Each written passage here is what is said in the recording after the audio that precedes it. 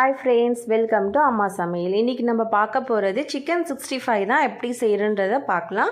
வாங்க ஃபஸ்ட்டு வீடியோக்குள்ளே போகலாம். ஃபஸ்ட்டு பார்த்தீங்கன்னா இஞ்சி பூண்டு பேஸ்ட் நம்ம அரைச்சி வச்சுருக்கிறத ஒரு ஸ்பூன் ஆட் பண்ணுறோம்.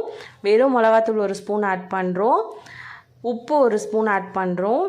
கர்ட் ஒரு ஸ்பூன் ஆட் பண்ணுறோம். இது எல்லாமே ஒன்றா சேர்க்கறதுக்கு முன்னாடி சிக்கன் கபாப் மசாலா இதையும் நம்ம ஆட் பண்ணுறோம்.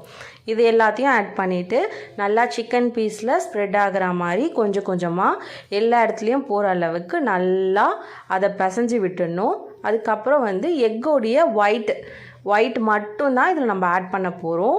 அந்த எல்லோவாக இருக்கிறது இதில் ஊற்றக்கூடாது. வெறும் ஒயிட் மட்டும் எடுத்துட்டு அதுவும் இதில் போட்டு நல்லா ஆட் பண்ணிவிட்டு எல்லா இடத்துலையுமே பரவுற அளவு இதை நம்ம நல்லா ஸ்ப்ரெட் பண்ணி விடணும். இது ஒரு 40 மினிட்ஸ் நல்லா ஊறிச்சுன்னா உங்களுடைய சிக்கன் பீஸில் காரம்லாம் நல்லா நமக்கு உரைக்க செய்யும். ஸோ அந்த அளவு டேஸ்ட்டும் நமக்கு கொடுக்கும். இந்த அளவு நம்ம இதை நல்லா பிசைஞ்சு விடணும், அது ஃபுல்லாக ஸ்ப்ரெட் ஆகுற மாதிரி. அதுக்கப்புறம் என்ன பண்ணுறோன்னா ஒரு பாத்திரத்தில் எண்ணெய் ஊற்றிட்டு அதில் தேவையான அளவு நம்ம சிக்கன் பீஸை தனித்தனியாக வச்சு பொரிக்கிற மாதிரி அதை போடுறோம். நல்லா எண்ணெய் ஹீட்டான பிறகு இதை போட்டால் மட்டும்தான் உங்களுக்கு எடுக்கும்போது கொஞ்சம் ஈஸியாக இருக்கும். ரொம்ப கஷ்டப்பட வேண்டிய அவசியம் கிடையாது. இப்போ பாருங்கள், ஆயில் பாருங்கள் நல்லா பொரிஞ்சு வருது. நீங்கள் உங்களுக்கு கொஞ்சம் நேரம் கிடைக்கிறப்போ என்ன பண்ணோன்னா லைட்டாக ஒன்றா நீங்கள் திருப்பி போட்டிங்கன்னா உங்களுக்கு பீஸும் தீயாது.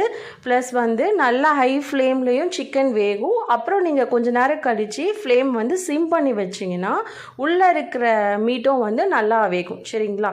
ஸோ இந்த மாதிரி நீங்கள் திருப்பி போடணும். திருப்பி போட்டதுக்கு அப்புறம் பார்த்தீங்கன்னா ஒரு மாதிரி கலர் உங்களுக்கு ப்ரௌன் கலர் வந்துட்டே இருக்கும். ஸோ அது வர வரைக்கும் நீங்கள் என்ன பண்ணணும்னா சும்மா ஆயில் நீங்கள் மேலே இது பண்ணலாம். ஆயிலெலாம் இந்த மாதிரி பண்ணும்போது கொஞ்சம் கேர்ஃபுல்லாக பண்ணால் இன்னும் நல்லாயிருக்கும். ஸோ இந்த மாதிரி நம்ம பண்ணும்போது மேலேயும் சில இடத்துல ஆயில் ஸ்ப்ரெட் ஆகும். இந்த மாதிரி கலர் சேஞ்ச் ஆச்சுன்னா சேஞ்ச் ஆனதுக்கப்புறம் தேவையான அளவு எல்லாத்தையுமே எடுத்து ஒரு கிண்டிட்டு அதை நம்ம பாத்திரத்தில் மாற்றிக்கிட்டு அடுத்து நம்ம என்ன வச்சுருக்கோன்னா நம்ம லெக் பீஸ் வச்சுருக்கோம். ஸோ அதையும் நம்ம திரும்ப இதே மெத்தட்லேயே ஃப்ரை பண்ண போகிறோம். சரிங்களா?